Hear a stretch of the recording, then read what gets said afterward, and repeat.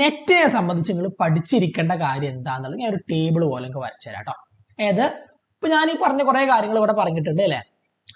നമ്മൾ ഇവിടെ ഒരു ഗ്രാഫ് പോലെ പറഞ്ഞു എയും ഇയും തമ്മിലുള്ള റിലേഷൻ എന്താണ്, ഐയും ഓയും തമ്മിലുള്ള റിലേഷൻ എന്താണ്, ഇങ്ങനെ ഒരു റിലേഷൻ കോൺട്രറി ആണെന്ന് പറഞ്ഞാൽ അതിന്റെ അർത്ഥം എന്താണ്, ഇതെല്ലാം നമ്മൾ പറഞ്ഞു. സോ ഇതെല്ലാം നമുക്ക് പഠിക്കണം. അത് പഠിക്കണം എന്ന് പറയുമ്പോൾ ഞാനൊരു ജസ്റ്റ് ഒരു മിനിറ്റ് ഇതൊന്ന് ഡയഗ്രാം ഒരു ടേബിൾ പോലെ ഞാൻ വരച്ചു തരാം. സോ ഫസ്റ്റ് നമുക്ക് എന്ത് പറയാം, കോൺട്രറി അല്ലെ, ഒരു ടേബിൾ പോലെ അതൊന്ന് കാണിച്ചു തരാം.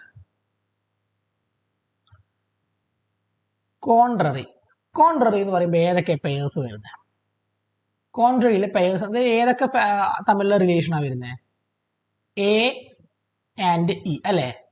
എയും ഇയും തമ്മിലുള്ള റിലേഷനാണ് കോൺട്രറി എന്ന് പറയുന്നത്. ഇവിടെ ബോത്ത് ക്യാൻ ബി ട്രൂയും ബോത്ത് ക്യാൻ ബി ഫാൾസും കൊടുക്കുക അല്ലെ. ബോത്ത് മൊത്തം ഏതാ സ്ഥലം കിട്ടുമോ, ബോത്ത് ക്യാൻ ടി എന്ന് പറഞ്ഞാൽ ട്രൂ ആട്ടോ, നിങ്ങൾ ആലോചിക്കണേ. ബോത്ത് ക്യാൻ ബി ട്രൂ, അതേപോലെ both can be T R എന്നിട്ടൊക്കെ അവിടെ ബോത്ത് ക്യാൻ ബി ഫാൾസ്. അതാ പഠിക്കാനുള്ള ഷോർട്ട് കട്ടായി പറയുന്നത് കേട്ടോ. കോൺട്രറി എന്ന് പറയുമ്പോൾ എയും ഇയും തമ്മിലുള്ളതാണ്. അവിടെ ബോത്ത് ക്യാൻ ബി ട്രൂ അല്ല, ബോത്ത് ക്യാൻ ബി ട്രൂ അല്ല, ബട്ട് ബോത്ത് ക്യാൻ ബി എന്താവാം, ബോത്ത് ക്യാൻ ബി ഫാൾസ് ആവാം. ടിക്കിടാം. കോൺട്രറി കഴിഞ്ഞാൽ അടുത്തത് സബ് കോൺട്രറി.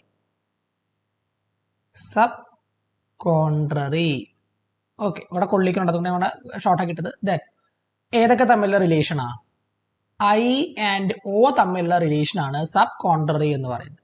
അവിടെ ബോത്ത് ക്യാൻ ബി ട്രൂ ആണ്, but both can be false ആവാൻ പറ്റില്ല. ഇനി സബ് കോൺട്രറി കഴിഞ്ഞാൽ പിന്നെയാണ് കോൺട്രഡിക്റ്ററി.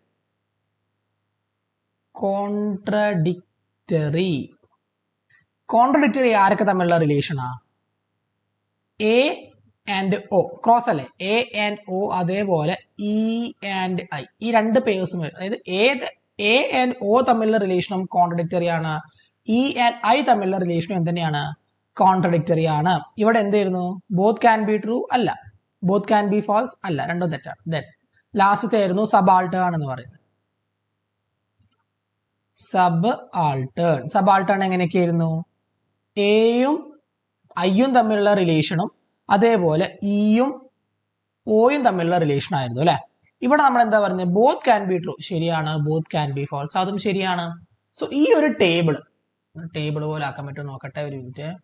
ഒന്ന് ഇവിടെ ഒരു വര, ദെൻ ഇവിടെ ഒരു വരയും കൂടി, അതിന്റെ അടിയിൽ കൂടെ പോട്ടെ. ഓക്കെ, ഒരു വര.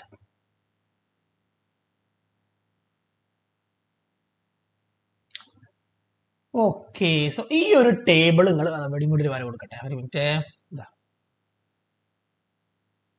ഈ ഒരു ടേബിൾ നിങ്ങൾ പഠിച്ചു വെക്കുക. ആൻഡ് ക്വസ്റ്റ്യൻ ചെയ്യുമ്പോൾ ലോജിക്ക് എന്ന് പറഞ്ഞ സാധനം എടുത്ത് ഒഴിവാക്കുക. അതായത് നിങ്ങളൊരു ക്വസ്റ്റ്യൻ ചെയ്യുമ്പോൾ ആ ഒരു സെന്റൻസിന്റെ അർത്ഥം ആലോചിക്കേ പാടില്ല കേട്ടോ.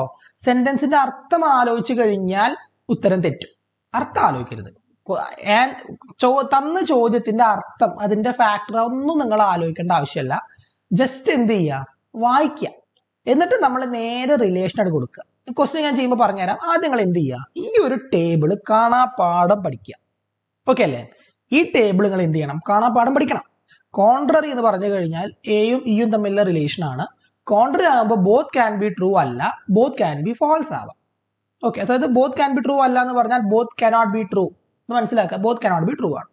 സബ് കോൺട്രറി എന്ന് പറയുമ്പോൾ ഐ ആൻഡ് ഒ തമ്മിലുള്ള റിലേഷൻ ആണ്. രണ്ടിനും ട്രൂ ആകാം, ബട്ട് രണ്ടിനും ഫാൾസ് ആവാൻ പറ്റില്ല. കോൺട്രഡിക്റ്ററി എന്ന് പറയുമ്പോൾ എയും ഒയും തമ്മിലുള്ള റിലേഷൻ ആണ്, അല്ലെങ്കിൽ ഇയും ഐയും തമ്മിലുള്ള റിലേഷൻ ആണ്. രണ്ടിനും ഒരേ സമയം ട്രൂ ആകാനും പറ്റില്ല, രണ്ടിനും ഒരേ സമയം ഫാൾസ് ആവാനും പറ്റില്ല. സബ് ആൾട്ടേൺ എന്ന് പറയുമ്പോഴോ എയും ഐയും തമ്മിലുള്ള റിലേഷൻ ആണ്, അല്ലാന്നുണ്ടെങ്കിൽ ഇയും ഒയും തമ്മിലുള്ള റിലേഷൻ ആണ്.